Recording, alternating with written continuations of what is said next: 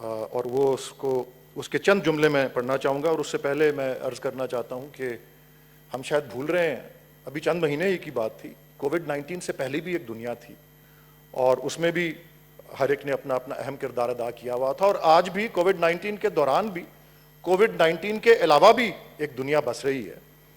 اور اس کے حوالے سے بھی ہمیں، جس طرح جناب چیئرمین صاحب آپ نے مختلف افراد کو ریکگنائز کیا، ہمیں ریکگنائز کرنے کی ضرورت ہے.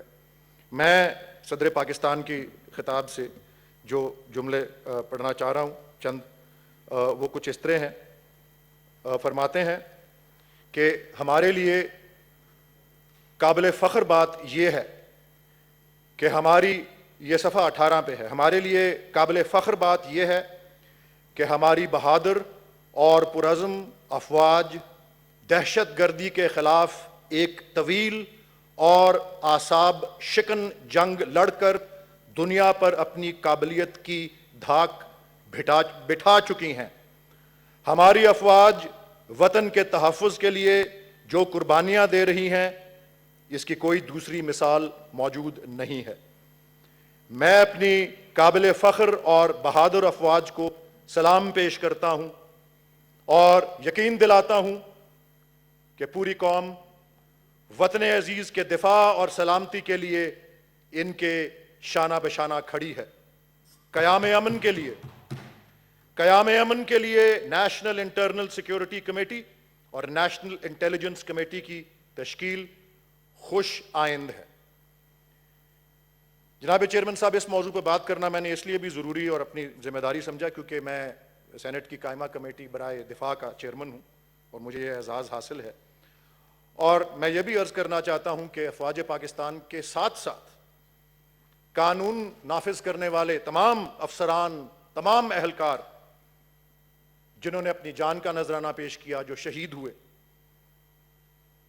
تمام وہ غازی، تمام وہ افسران اور اہلکار جو آج بھی اپنی جان کو ہتھیلی پر رکھ کر نکلے ہوئے ہیں،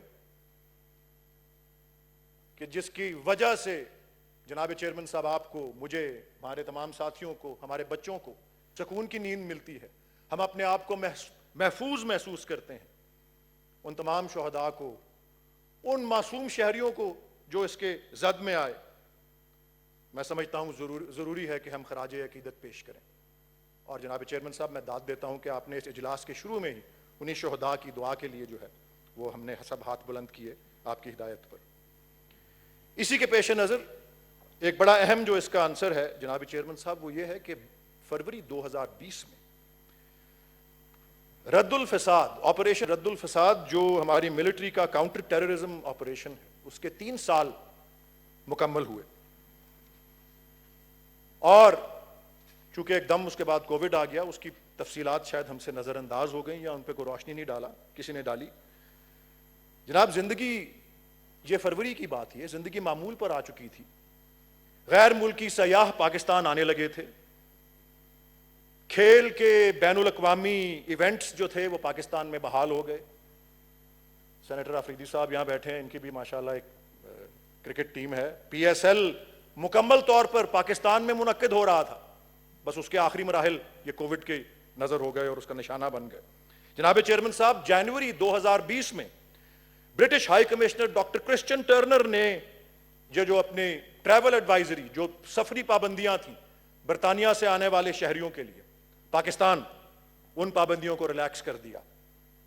اور کیا کہتے ہوئے، and I quote, he said credit goes to the hard work of the government of Pakistan in delivering improved security over the past 5 years since 2015. جناب عالی، 2018 میں برٹش بیک پیکرز ایسوسی ایشن نے پاکستان کو رینک کیا as the world's top adventure travel destination.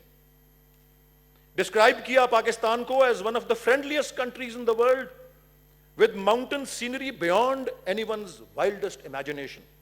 جناب chairman صاحب، 2019 میں فوربز نے رینک کیا پاکستان کو as one of the coolest places to visit. World economic forum کی ٹریول اینڈ کمپیٹیٹیونیس رپورٹ نے پاکستان کو ٹاپ 25 کنٹریز میں پلیس کیا of world heritage sites ranging from mangroves to the Indus Valley civilization including Mohenjo-daro and Harappa.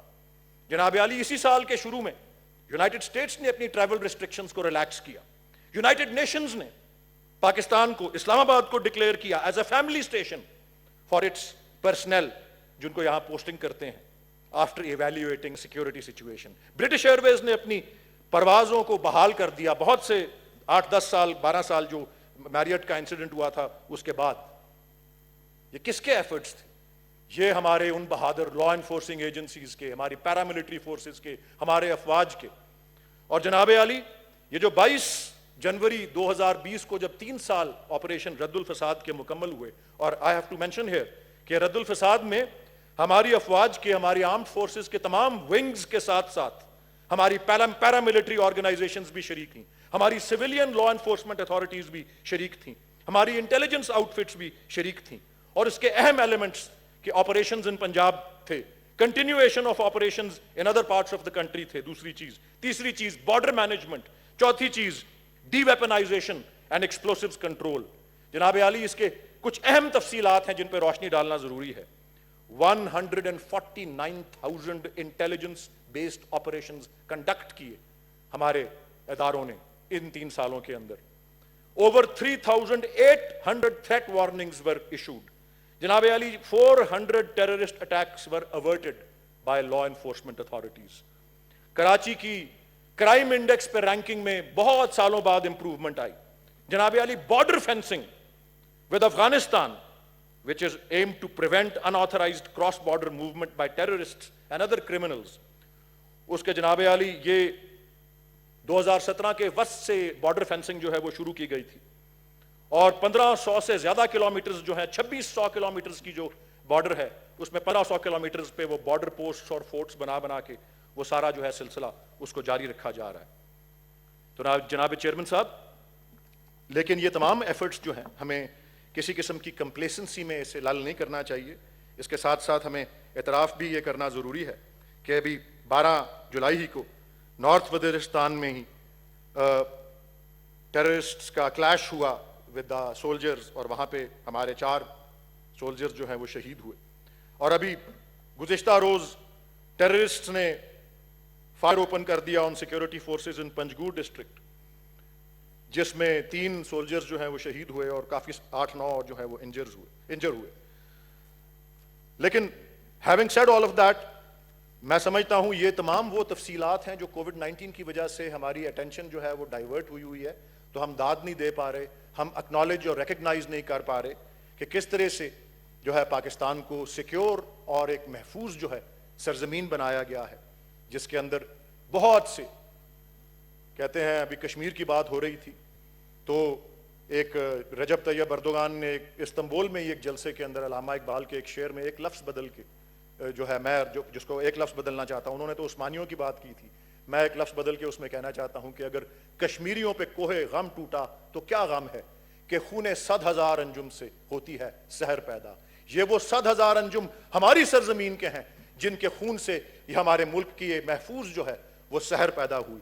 اور شہری رحمان صاحبہ نے بڑی تفصیل سے جو ہے وہ بات کی کہ جو مودی سرکار نے, اور ابھی غفور حیدری صاحب نے بھی مودی سرکار کے حوالے سے جو بات کی, میں یہ عرض کرنا چاہتا ہوں کہ مودی سرکار جو مظالم ڈھا رہی ہے, کشمیر کے علاوہ جو شہریت کا قانون اس نے منظور کیا اور جس کو نافذ کرنے کی کوشش کی ہے, اس پہ محض دیوبند اور بریلی کے علماء نہیں بلکہ پوری نوجوان نسل جو ہے ہندوستان کی وہ سراپا احتجاج ہو گئی ہوئی ہے.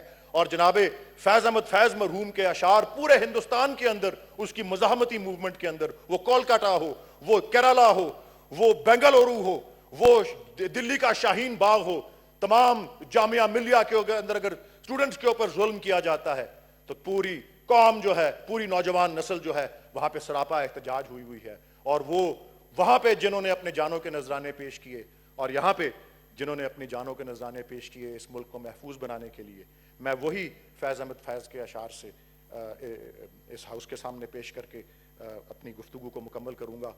اور یہ انہی کی نظر کرتا ہوں, ان شہداء کی اور ان غازیوں کی جو اس مزاحمت کے اندر اور اس ملک کو اور اس خطے کو پرامن اور ظلم سے آزاد بنانے کے لیے کھڑے ہوئے ہیں, کہ ہم دیکھیں گے, لازم ہے کہ ہم بھی دیکھیں گے وہ دن کہ جس کا وعدہ ہے ہم دیکھیں گے, جو لوح ازل میں لکھا ہے ہم دیکھیں گے, जब जुल्म सितम के कोहे गरां रूई की तरह उड़ जाएंगे, हम महकूमों के पांव तले ये धरती धड़ धड़ धड़केगी।